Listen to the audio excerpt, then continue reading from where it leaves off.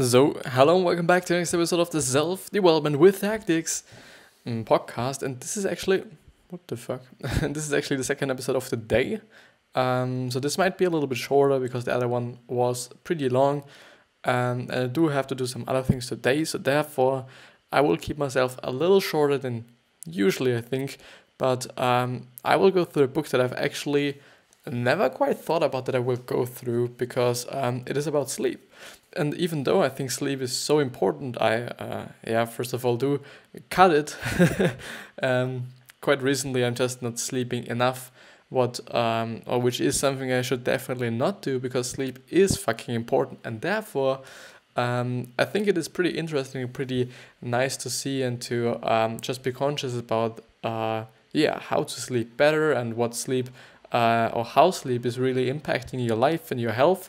And therefore, we will go through Sleep Smarter by Shawn Stevenson, which I think is a good book because on the paulminers.com website where I'm right now, and no, this is not something that I get paid for or whatever. This is just because I think it's a great website and I do feel just pretty secure and pretty nice when I'm on this website going through his summaries.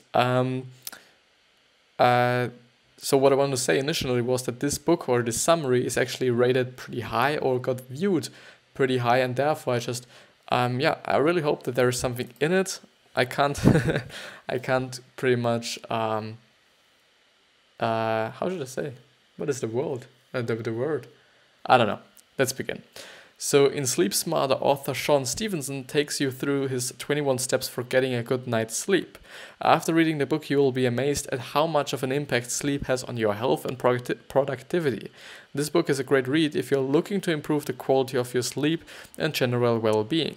And therefore, something that just really pops into my mind is that a lot of people just are so concerned about the hours they are sleeping, but in fact, the quality of the sleep is way more important than the hours of sleeping actually, which some sort of makes sense for me, even though, because, rolling around in bed just for 5-6 hours a night will probably not be that good, or, having a bad sleep for 6 or 7 hours of an 8-hour night will definitely not feel as good as having just 4 or 6 or 7 hours of really great sleep that's, really fucking recovering your health and your physical and psychological health, at my point of view at least.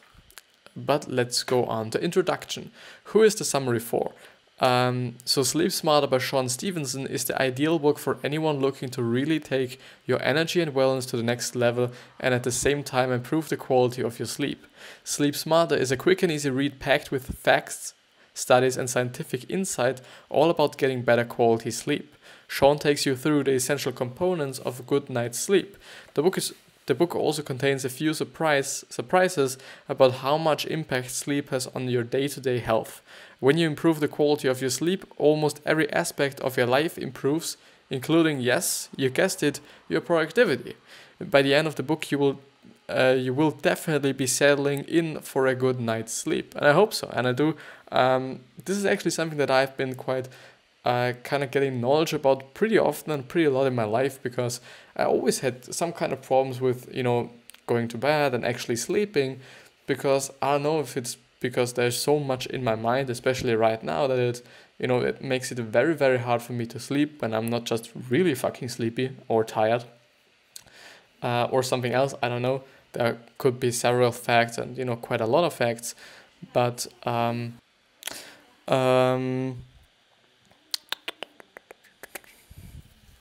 So Shawn takes you through the essential components of a good night's sleep. The book also contains a few surprises about how much impact sleep has on your day-to-day health. When you improve the quality of your sleep, I've just read that, I remember. So by the end of this book, you will definitely be settling in for a good night's sleep. About the author, Shawn Stevenson is an author, keynote speaker, and podcaster. He has really made a name for himself in the health world, being interviewed for magazines like Men's Health and Muscle and Fitness, Entrepreneur, and Women's Health. Shawn is possibly best known for his podcast, The Model Health Show, which seems to be pretty well and pretty good doing. the number one health and number one fitness and nutrition show on iTunes. Shawn's real passion lies in encouraging his readers and listeners to become the very best version of themselves. Healthy, strong, and happy, he draws a lot of his inspiration from his own experience with a diagnosed degenerative spine condition which was deemed incurable. He knew that he could do more than just manage his disease, but cure himself. So his research into the human body began. In this summary, we will briefly outline Stevenson's top 21 tips for getting a good night's sleep. These vary from avoiding screens before bed to getting exercise to creating nighttime routines. After reading this summary, hopefully you will be amazed at how much of an impact sleep has on your health and productivity, and you'll be ready to make some changes. And I do quite really believe in the benefits of a good night rest has on your life, especially in terms of your productivity, because this is the really downside of what I'm pretty much experiencing myself pretty lately when I'm quite not sleeping, is that I tend to, especially in the train, nearly fall asleep. I can't fall asleep, during the day, which is, unfortunately something that that plays into my hands. But on the other hand, I'm just so unable to be so productive or as productive as I want to be. Yeah. Which is then just really bad for me, because even though I'm just kind of exchanging the times, so I do kind of work more than the day before, so that I practically do not have to work as much on the day afterwards. But at the end, it's not like, okay, I'm not doing something and I'm going to sleep in the train. Totally not. But yeah. So the book summary. Sleep is valuable. Stevenson's first tip is that you need to truly understand the value of sleep. It's not just about closing your eyes. Sleep has a direct impact on your mental, emotional, and physical performance. And I think especially physical performance, because if you just working out and you just do a little bit sport and whatever, you might know by now that having rest is actually the way you build up muscle. It's not about you getting to the gym and training for 2 hours. It's about the rest you're getting afterwards, which is something that I forget to remind myself pretty often on. And most of the time for me, it's like, okay, I'm working out and I'm not pretty much resting enough. And the nutrition. So it's totally 20% of working out and 80% of your nutrition, because if you do not have enough calories, there is no physical way and no possible way that you're actually gaining muscle mass, because there is no way. It is biological. But yeah. So Stevenson explains that a simple lack of sleep can lead to so many health issues such as depression, obesity, and immune deficiencies. Especially the immune deficiencies are actually some of the things that I recognize as well. So when I do not sleep as much as I should, or I feel like I do not do it, I also quite feel that I'm not feeling good. Yeah, I kind of just really recognize that, okay, my health isn't doing that well. I just tend to get not ill, but I tend to not feel that good as I'm used to feel. But it's not something we think about a lot. But getting enough sleep also has a direct impact on your productivity. Many of us lead busy lives and assume that getting a few hours less of sleep means a few hours more of work. However, Stevenson points out that priorities work over sleep is actually counterproductive. Prioritizing work over sleep is actually counterproductive. That's totally true. Instead of allowing you to get more work done, you will find yourself burnt out, stressed slower, and your creativity will suffer. Evidence suggests that you actually make 20% more mistakes when you are sleep deprived, only creating more work for you. And I kind of feel right now that it is quite the reason why I tend to be so not able to speak proper English and pronounce everything right and have a fluent way of speaking when, generally during the week when I'm not sleeping that much.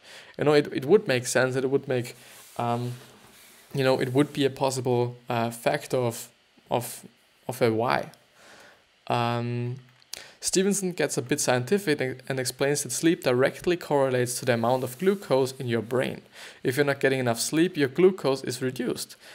Alice, the cravings for sugar when 3:30 p.m. hits, your body is actually telling you that you're sleep deprived and you require more glucose. When you have a big project due or a deadline looming, schedule enough time to make sure you complete the job at hand. Don't sacrifice sleep in order to meet deadlines.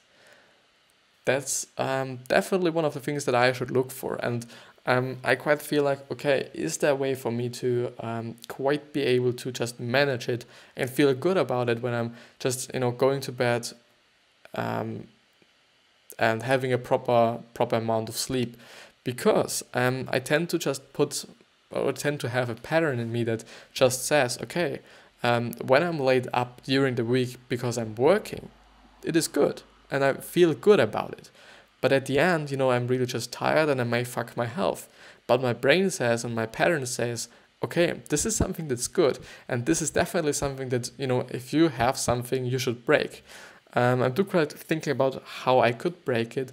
I could practically, in terms of actually recording the episodes, this is nothing that I could do, on another time, because this is actually the only time point during the week. So a little before I go to bed, actually, this is the only time where I'm able to do this. I cannot do it in a train. I cannot do it in school, just common sense. But I'm just thinking about things that I could do in school or do while I'm, not at home, that I'm doing just, most of the time then at home, which is probably just making the post and posting them.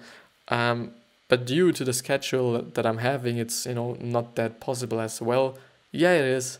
Yeah, it is actually. But it will require me to just, use a lot more time and, Let's move on with Sunshine, and I do actually know what he wants to say in this, but I'm not going to spoil you or something. I'll go through it. So Stevenson encourages you to get outside and experience more sunshine hours every single day. The science behind this explains that light sends direct signals to your organs and a critical hormone gland in your body and encourages you to wake up. It's important that you use natural light. Sunlight sends a trigger to your body which assists in the regulation of your body clock and allows your body's production of hormones to be at an optimal level. And that's definitely important also for sleep, because these hormones actually I think, or I believe in it, they actually really introduce you to sleep. If this is actually a saying, I don't know. But maybe he even pointed out himself. So everyone's heard of melatonin before, the magical substance that aids sleep. Yeah, just what I want to say. Well, it's actually created naturally in the body and encourages sleep. Melatonin is influenced dramatically by your physical exposure to light. If you can work to get more sunlight in the day and dull your exposure in the evenings, you'll be working towards creating an optimum body clock and even better sleep. That's totally true. And especially with sunlight, this is also something important in terms of vitamins. I think, if I'm correct, vitamin D is the actual vitamin that gets produced or gets created through you being in the sunlight or you receiving sunlight, which is important, because this was, at my point of view, or just I think, one of the reasons why I got ill during the winter times, because I just, leave my home when it's dark and I get home when it's dark, and I practically or theoretically do not get any sunlight on my body because I'm, all the time in school, or I'm, actually outside when it's dark, or at home. And, these few seconds or few minutes that I'm outside to go and get my food is actually, I think, not enough, especially in the winter where it's, generally not that sunny. But I'm quite thinking now if it's actually direct sunlight, or if the sunlight that gets kind of filtered through the clouds also count as, the sunlight exposure that you need. But therefore, just in the winter times, supplementing vitamin D, if I'm correct, isn't too bad, actually. But yeah, maximize sunlight exposure.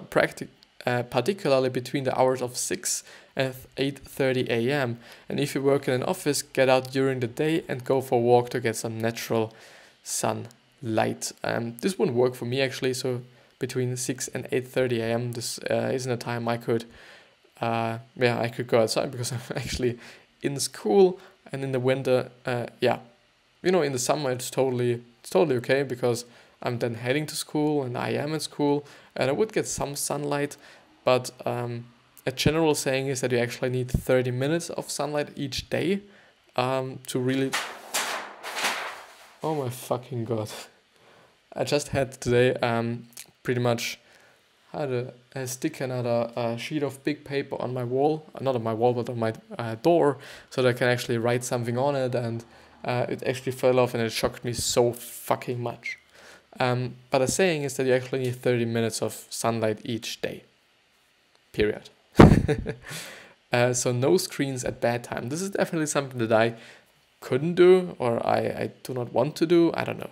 But it wouldn't work for me. So we live in a highly technological world, and it is hard to escape the screens. Whether it be your laptop at work, your phone while you're on the go, or your TV set at home. We are constantly looking at screens. And ask yourself this, is the last thing you do before bed every night stare at some of... So, and ask yourself this, is the last thing you do before bed every night is to stare at some form of screen, which is definitely the case for me. So Stevenson explains that the light these devices send out are actually pretty damaging our sleep cycles, because it's the so-called blue light. So devices emit blue light, as I said, which will affect the melatonin we discussed previously. This will keep you awake, and you'll find it harder to fall asleep at night. Limit device use 90 minutes before sleep. Read a book instead. Caffeine curves. Is it curves or curves? I think it's curves. Caffeine is actually something that I completely not take. I'm never drinking coffee. I'm never just, drinking any energy drinks, especially energy drinks, because they are totally shit. I do not take these things because I just really recognized and really experienced that when I do just, drink a coffee, I do not feel that well. And therefore, I just literally cut it out, because I also feel I don't need it. And I think this is especially the case if you have proper nutrition and a healthy diet, which is definitely something that I am having. I'm pretty conscious about what I'm eating, if that is right, if that is healthy for me and for my body and for my mental health. Because I've experienced that if you just eat really healthy and eat just food that benefit your body health and your physical and mental health, you just feel amazing, which makes sense, but you actually are so productive because you're never tired. A lot of people who take in especially a lot of sugar and I think also a lot of fat, they feel just really tired during the day because of these things they take into their body, or they just eat. So therefore, just having a proper diet and having a healthy diet is also a way to, my point of view, just really have a good life, not in terms of actually being healthy, but also in terms of productivity. So for many of us, caffeine is our go-to first thing in the morning, and we continue to rely on it throughout the day as we navigate our busy lives. However, Stevenson stresses the importance of understanding that caffeine is a powerful stimulant.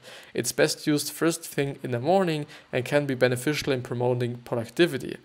But when consumed within 6 to 8 hours of your bedtime, caffeine can be detrimental to your sleep quality. Stevenson explains that you need to set a curfew.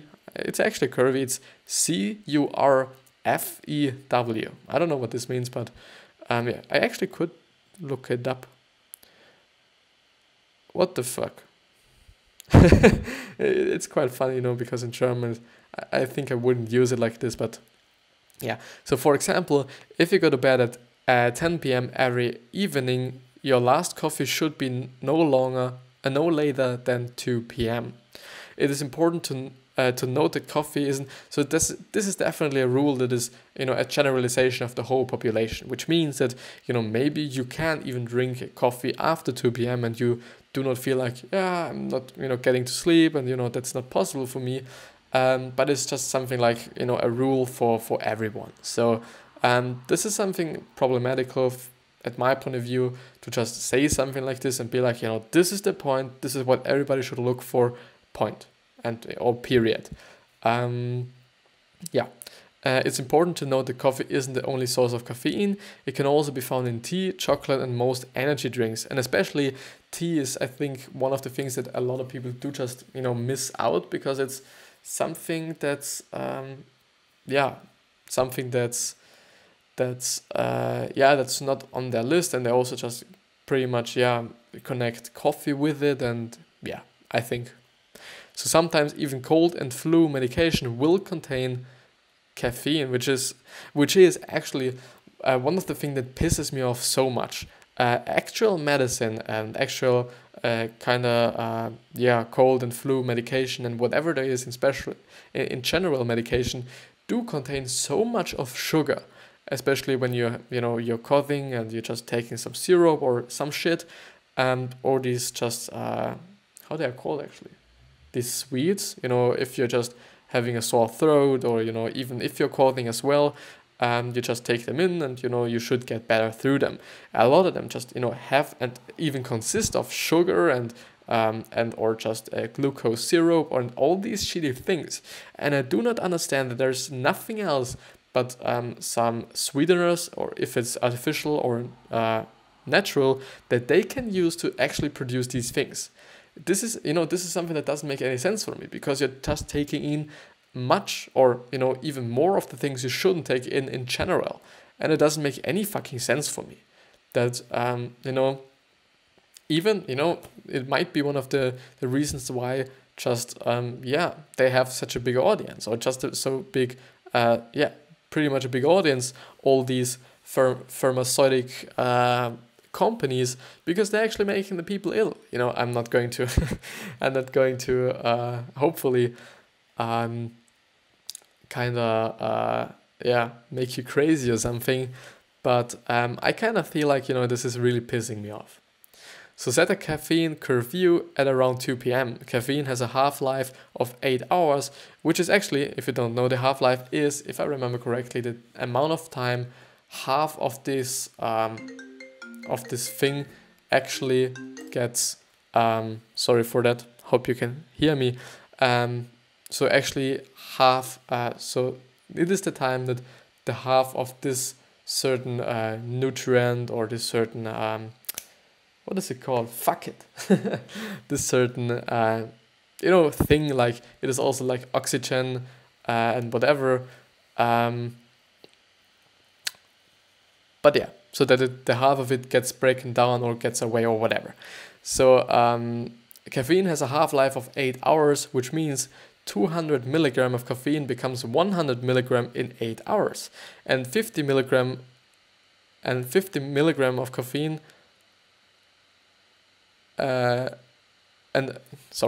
become 100 milligram, and 100 milligram in 8 hours become 50 milligram, and 50 milligram in 8 hours become 25, and whatever. It hangs around in your system for a long time, so be careful when consuming caffeine. And I think it is actually important, especially when you're reading books or reading, about nutrition and health and all these things, that you have scientific evidence. Because a lot of people just spread some shit, and this is definitely something you should,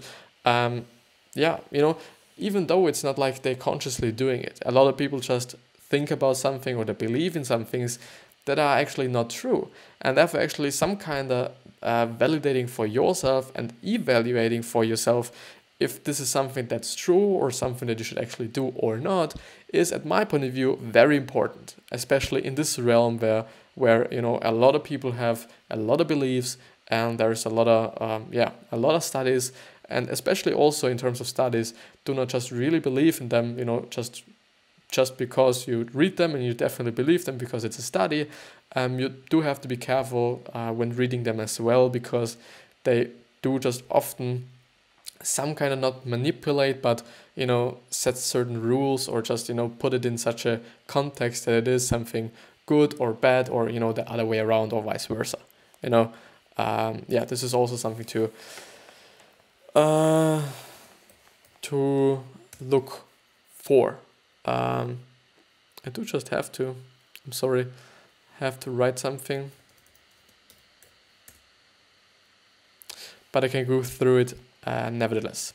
So the optimum temperature is cool, and this is also in terms of sleep. People say that 18 degrees Celsius, I don't know what's that in Fahrenheit, is actually the go-to temperature for going to bed.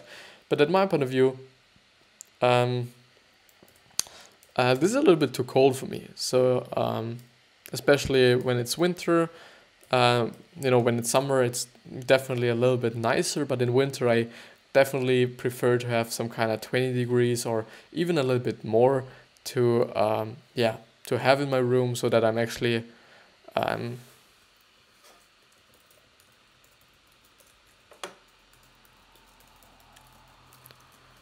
sorry for me typing.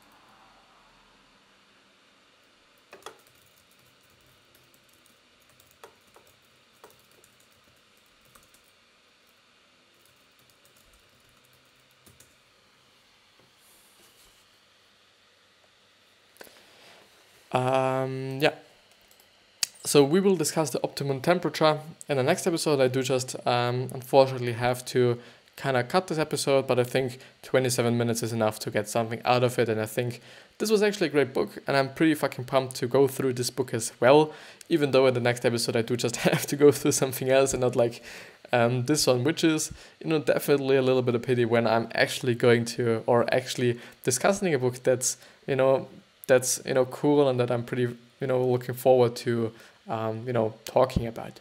But with that being said, I wish you the best health, success, health, wealth, happiness. I hope you're giving back something, and also legacy. Just take care of your legacy. With that being said, I wish you a wonderful day and or night.